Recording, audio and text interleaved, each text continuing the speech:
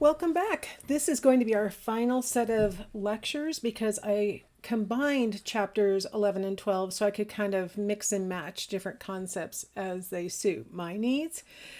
So this group will cover both chapters 11 and 12, which are problem solving and reasoning. All right, I thought it would be kind of fun to start off with a little personality test for you. So this is a test that is oftentimes used to sort of characterize different people for purposes of research. It's probably not going to give you, dramatic insight into yourself or anything like that, but it's kind of fun to take these kinds of personality scales and see how, a psychologist might characterize you.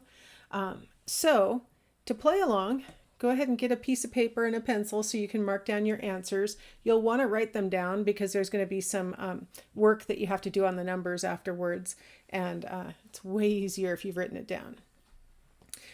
For every item, you're going to use this rating scale to decide your answers. So it's a 1 to 5 rating scale. 3 is going to serve as neutral.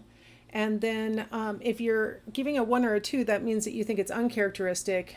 1 means it's extremely uncharacteristic of you. 2 means that it's just uncharacteristic. 4 and 5 are going to be on the characteristic side, and 4 means that you think in general that this description is characteristic of you. 5 means you think it's extremely characteristic. So the extremely rating should be reserved for those behaviors that you do a lot. Like it's really typical of you to act like that or think like that or, consider like that, whatever. The 2s and 4s should be reserved for those times where it's, sometimes you do it and sometimes you don't, but you more do it if you're going to call it characteristic, or you more don't do it if you're going to call it uncharacteristic. Neutral means, honestly, you're doing it equally. It literally may or may not describe you depending on the situation, and the situation can really vary. So that's how I want you to do the rating, so it'll be as meaningful as it can be for you. Let's jump in. Okay, so number 1, I would prefer complex to simple problems. So when confronted with problems, you prefer complex problems over simple problems. 2, I'd like to have the responsibility of handling a situation that requires a lot of thinking. You can always pause me if I'm going too fast. 3, thinking is not my idea of fun. 4, I would rather do something that requires little thought than something that is sure to challenge my thinking abilities. 5, I try to anticipate and avoid situations in which I may have to think in depth about something. 6, I find satisfaction in deliberating hard and for long hours. 7, I only think as hard as I have to. 8, I prefer to think about small daily projects to long-term ones. 9, I like tasks that require little thought once I've learned them. 10, the idea of relying on thought to make my way to the top appeals to me. 11, I really enjoy a task that involves coming up with new solutions to problems. 12, learning new ways to think doesn't excite me very much. 13, I prefer my life to be filled with puzzles that I must solve. 14, the notion of thinking abstractly is appealing to me. 15, I would prefer a task that is intellectual, difficult, and important to one that is somewhat important but does not require much thought. 16, I feel relief rather than satisfaction after completing a task that required a lot of mental effort. 17, it's enough for me that something gets the job done. I don't care how or why it works. 18, I usually end up deliberating about issues even when they do not affect me personally. All right, so those are the items. If you need to go back, please take a moment and go back and look at the questions. Once you've done that, your next step in processing your answers will be to reverse the numbers that you placed before items 3, 4, 5, 7, 8, 9, 12, 16, and 17. So what that means is that if you gave it a rating of a 1, change that to a 5. If you gave it a 2, change it to 4. 3 becomes 3, 4 becomes 2, and 5 becomes 1.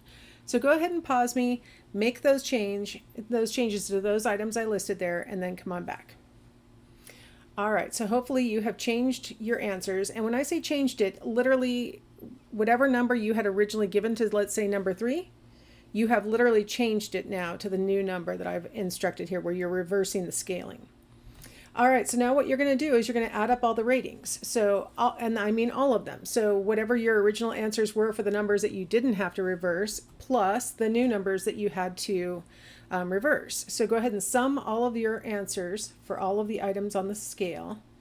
You should end up with a number that's between 18 and 90. So if you have something outside that range, then you've done something wrong. So when we talk about the scales in psychology, a lot of different personality scales, we don't have specific, meaningful numbers. But generally, if your score is above 70, you would be considered high on this scale. People who are in the moderate range are somewhere between 39 and 69. And if you have something less than 38 on the scale, then you are in the low category. So this scale is called the Need for Cognition scale. So what it's measuring is how much you enjoy problem solving, decision making, thinking about things. So if you have a higher score on that, you really like to do those things. If you have a lower score on it, you really don't like it. If you're in the middle, sometimes you like it, sometimes you don't, maybe depending on the subject or depending upon the time of year. Maybe in the summertime, you don't like problem solving as much because, hey, I'm on summer break. And maybe in the school year, you enjoy the problems that come up with school and things like that. So moderate people, it could be based on time of year, subject matter, how you're feeling that day. A lot of different factors can go into determining when a moderate person feels like, thinking really hard and when they don't. The idea here is that maybe we have inside of us predispositions to enjoy thinking, problem solving, things like that, and or not, that we vary on this, that not everybody's the same. All right, whether you like it or not, we're going to discuss how we go about doing it. So maybe you've gotten a little insight into one of the things I like, by the way, about the Need for Cognition scale is that it maybe will open your eyes to the fact that people vary on this. A lot of times, however we are, we kind of assume everybody else is. And so to see that there really are people who are in the other categories that you're not in might give you more empathy for other people, right? Make you realize that something that you really enjoy, they actually find kind of punishing, or vice versa, things like that. So I always think it can be useful to take personality scales, if for no other reason, but to realize, people vary. And there are no right answers on the Need for Cognition scale, right? Like, people vary. And so it's really useful to know kind of where you are so that maybe you could be pursuing the correct career for yourself and things like that. All right, so back to different types of problems. So one type of problem in the world is the type that follows what we call an inducing structure pattern. What that means is that you have to discover the pattern that relates to the elements of the problem. A lot of real life examples are like this. A lot of the problems that you confront in everyday life, interpersonal problems or decisions that you have to make about, which repair company to use for your car or something like that. These kinds of problems, a lot of times you have to figure out the pattern to help you to decide what the solution to the problem is. So examples, analogies are a good example of an inducing structure type of problem. So an analogy might be child is to adult as acorn is to, and the answer should be oak, right? So because it grows into the bigger version.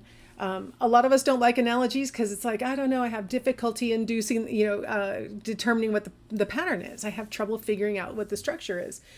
So an analogy, some people find them really fun and some people find them really punishing.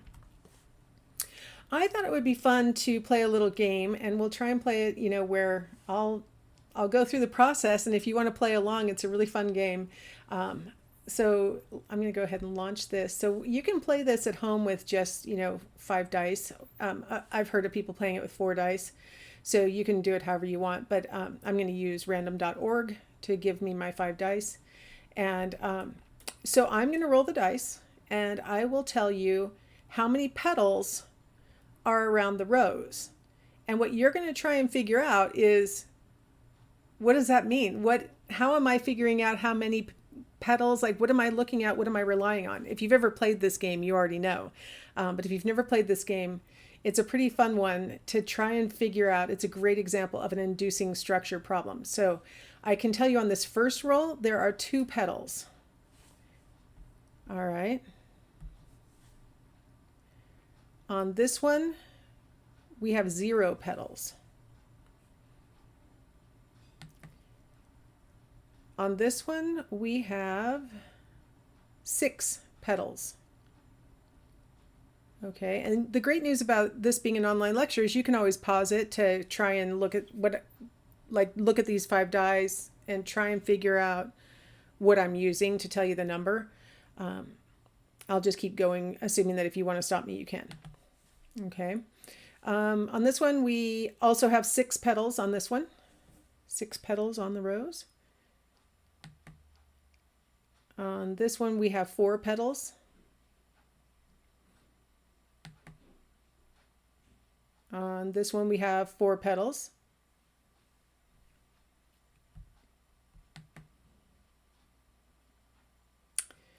This one has 8 petals. I'm hesitating because I really am looking to the die to tell me how many petals there are. So there really is a structure in here that I'm relying on. You might be getting some ideas. So I'm going to do a few more rolls to see if your ideas, sort of pan out. On this one, we have 4 petals. On this one, we have 6 petals. Oh, this one's fun. On this one, we have 18 petals. Okay, that's a good one to finish with because it has so many. All right, so typically in class, I like people to raise their hand and hold it up when they start to think they have an idea what the solution is. And then once we get to about half the people having their hands up, then I'll have people start to yell out their guess of what the rule is for determining the number of petals on the rose. So I'll just give you the answer here since we can't raise hands and have feedback. But so what we're looking at is those die that have a dot in the middle. So that's going to be the odd die, right? Because 1, 3, 5, those have dots in the middle. So the dots in the middle are the rows. And then the dots around them would be the petals. So for example, if there's a die, if I had rolled a 1, it doesn't have any petals around it. So that would be a 0. The 3 has 2 petals and the 5 has 4 petals. So that's how you determine the petals on a rose. So if we go to this next one, we've got, I'll use my arrow to go 4, 8, 10 petals, right? We're only counting the petals. The dot in the middle is the rose, but we don't count it. We're only counting the petals on a rose. All right, so that's a really great example of the kind of inducing structure kind of problem. And a lot of games are actually based on this kind of logic where you have to figure out what's going on. When we do the petals around a rose game, I always like to ask my students, like, what were you looking at? What were you using as information? Did you experience anything while you were trying to solve this problem on the fly in a group? Were you frustrated at all?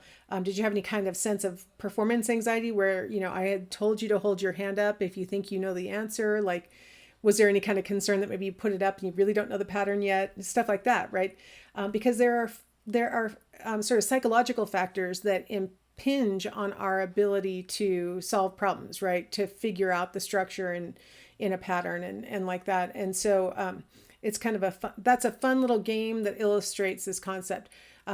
If you want to borrow the petals on a rose game and show it to your family, it's really a fun one. And it's, you would be the facilitator. You roll the dice, you tell them how many petals there are, and then your naive family members who have never played it before can try and figure out what the rule is. And now that you know the rule, it's kind of fun to be the smug facilitator who knows what the rules are.